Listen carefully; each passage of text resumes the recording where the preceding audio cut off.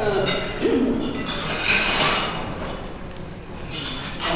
work like this never really belongs to one person. My staff knock themselves out every day for the children and families we serve. It is a tough time to work in government. Caseloads are beyond belief, and public servants are sometimes scapegoats for larger problems. More important, the need for public assistance, family support, and child protection is just heartbreaking. It takes hard work and long hours to address those needs, and time after time, and staff reach into their own pockets to help. This award belongs to them. The Merced County Board of Supervisors makes difficult decisions to support programs fiscally decimated by the times we live in. The county administrative officer works magic to mobilize budget and other resources. Other county departments find creative ways to collaborate. Community organizations and churches have stepped up to fill gaps and serve the exploding number of children and families in need. This award belongs to them too. There are two women who sent me on the path that brought me here today. Mrs. Gold picked me and a few classmates at PS 16 for a program for children living in a tough neighborhood at a tough time.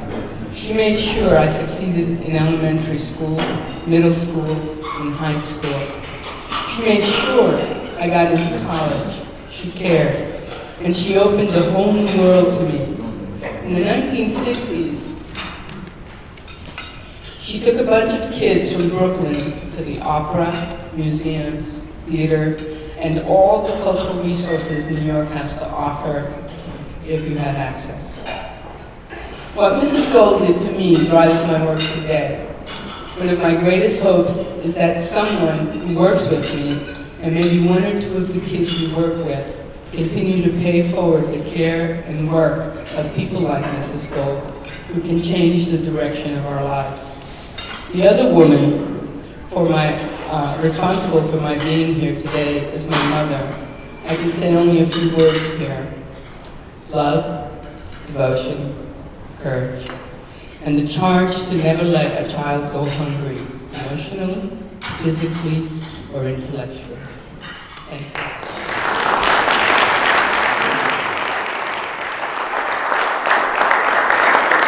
Thank you all. I'd like to thank the SLC for, first of all, for a great organization. I want to thank the governor of, I swear to God, I'm not name dropping, the governor of Connecticut for nominating me.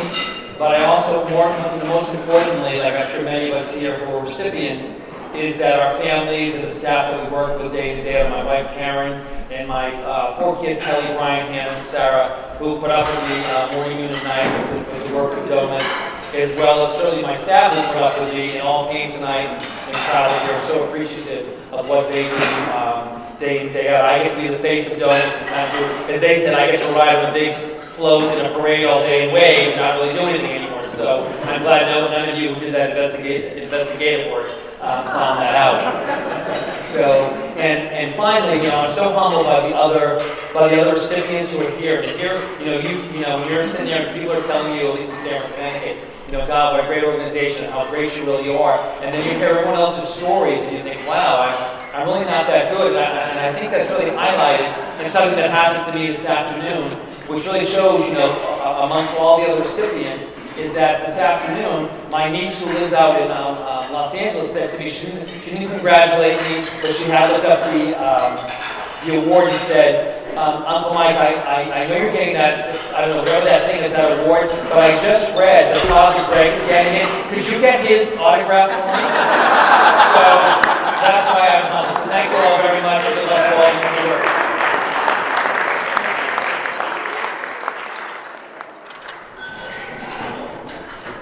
Okay, I've had a really great time in New York City, and first off, I'd like to thank the National Child Labor Committee, MetLife, and the Oklahoma Department of Labor, and also my friend and colleague, Jay Carlton, who's my guest with me. He's with Garmin, AG Carlton, and Mashburn, PC. I really appreciate all the support that I've gotten over the years to just be able to reach out to our young workers I also want to take this opportunity to congratulate the other honorees. I'm humbled and honored to be able to share the same stage with you. Each year in the United States, more than 200,000 miners are injured on the job each year. And of those figures, 77,000 require treatment in the emergency room. And of those figures, 70 of them end up being fatal. That equates to one teenager being killed on the job every 5 days. And so the Lewis Hine Award for Service to Children and Youth has only motivated me to do my best to work and continue the work that needs to be done at the state and national level to make sure that our young workers are safe and protected at the work every day. So thank you again for the honor. I really appreciate it.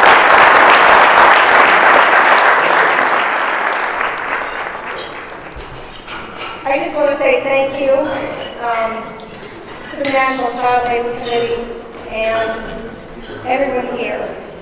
This is such an honor and a privilege for me to be here.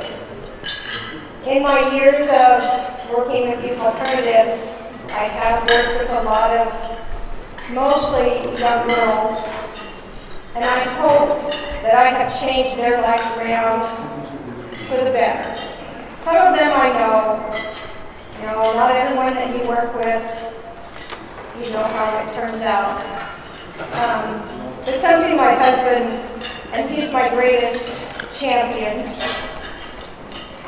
has said every time I go to do something, he says, "Oh, you're going to change the world." No, it's just one person's world. And that's the way I look at it. It's just, if I can change one person's world for a short time, that's what I'm there for. Thank you so much.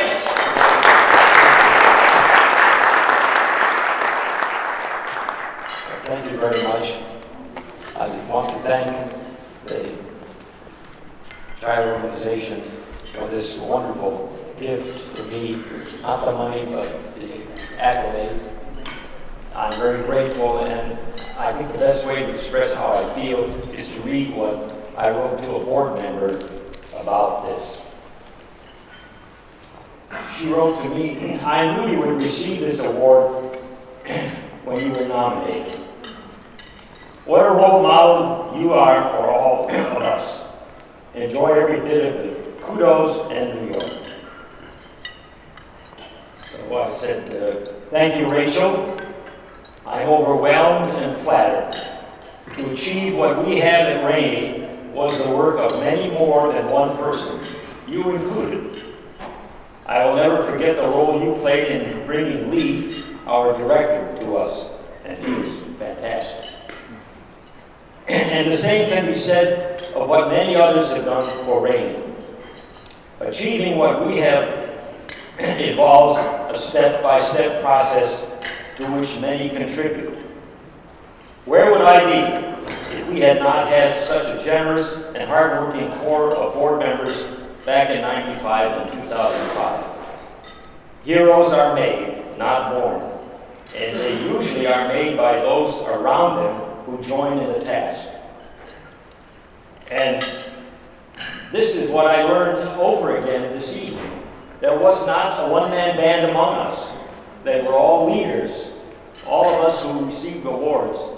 We found a need, we committed ourselves, we worked hard, we persevered, and through that activity, we inspired others to join the task, and we all succeeded together. This is never a one-man or one-woman job to get something like this accomplished in anything, whether it's business, government, or private activities. So I thank you on behalf of all of us at Rainey, who all kicked in to do the job. And I think it's something we should think about, that it's leadership that really gets things done. A person can have a great idea and can want to accomplish something, but if he doesn't have the ability to pull things together and get people to join in, there will be no success. So that's really how I feel about it, and thank you very, very much.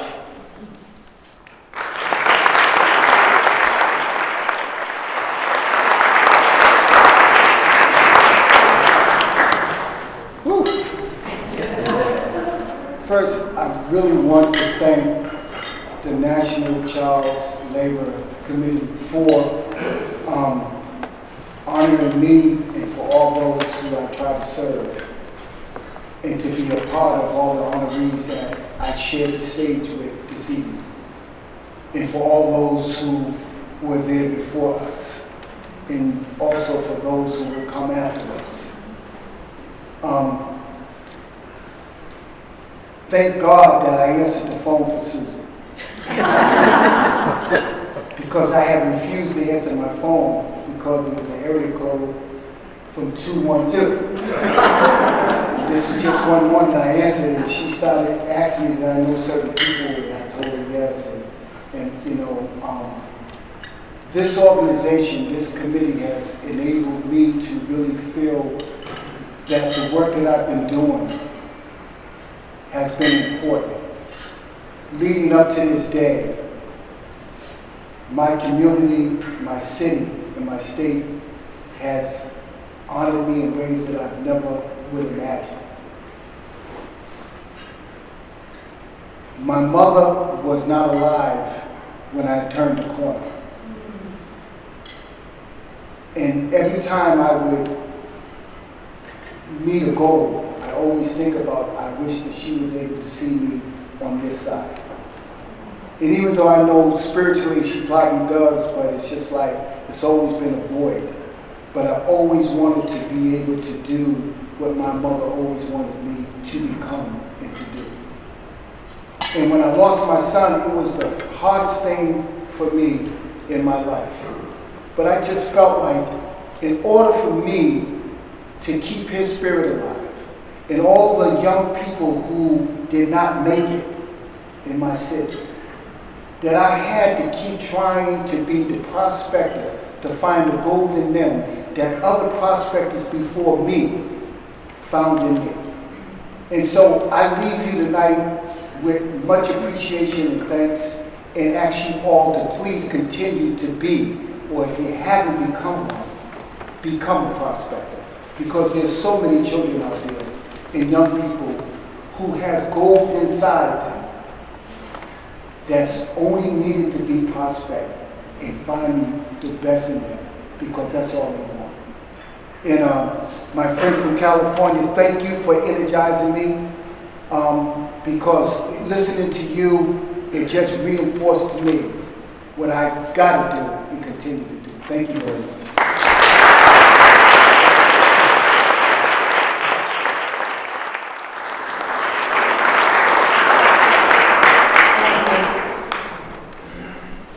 Some of you might have seen this wonderful photo from last year's awards. It's an amazing montage, so to speak, of all these faces that the Louis Hine took. The pictures are fantastic. And when I first saw this, I thought of the line that says, a picture is worth 1,000 words. And it occurred to me that how many more years would it have taken before the federal child labor laws were passed? Louis Hine's photos made invisible children visible. If you haven't seen this, ask somebody to show it to you, but you can see some of them in your own, in the present booklet. As a child, my grandmother invited me to sit on her apartment porch to eat with the homeless people who sat there.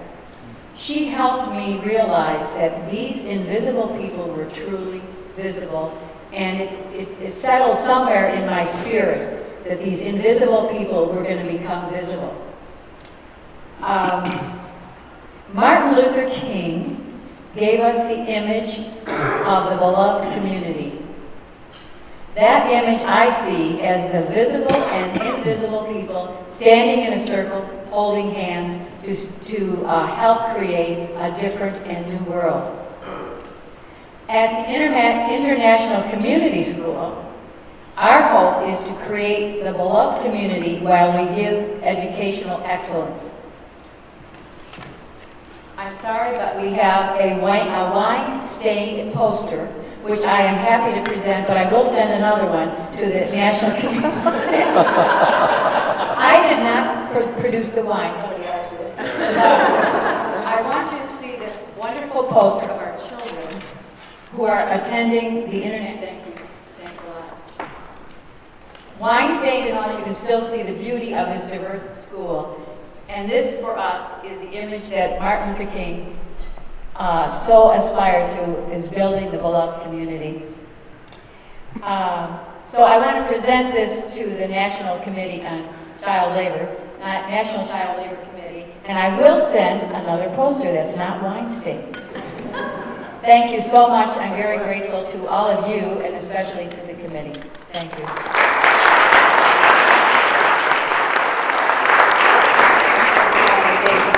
For and the judges and MetLife for the support and for also believing that I was somehow could be a part of the honors tonight. It's just very, very impressive. And I just wanted to tell one quick story because I do spend some time teaching at the university level, and I have 18-year-old students, most of whom have attention deficit disorder, some fall within the spectrum, autism spectrum, but are capable enough to come to college.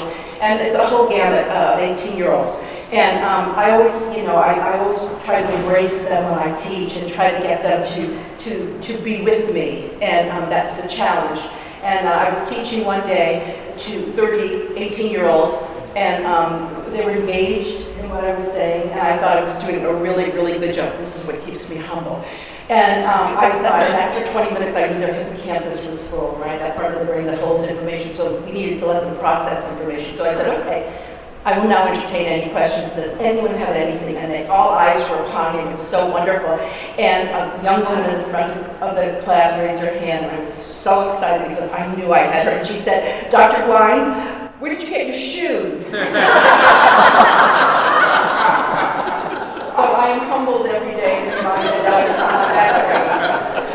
I wanted to thank everyone. I mean, meeting people like Gregory, I'm just, and Janet at our table, and Maria, I thank you all so much. I really am humbled, and I'm going back to Florida to thank my colleagues at the university and continue to do the work that I'm so grateful that I have. And I want to thank my friends for being here, and my daughter Ronnie for her patience. And she's now an educator as well, so we have 3 generations of educators. So I'm very blessed, and I thank you.